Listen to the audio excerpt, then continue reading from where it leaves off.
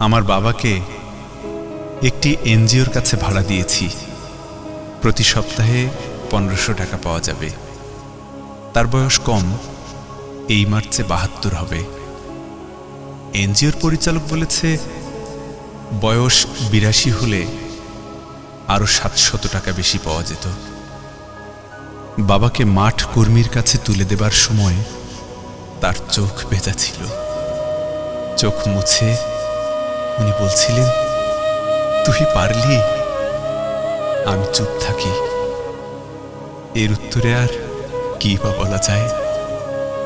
মাঠকর্মী তাকে পিকআপে ওঠানোর সময় তিনি আমার মৃত্যু কামনা করলেন।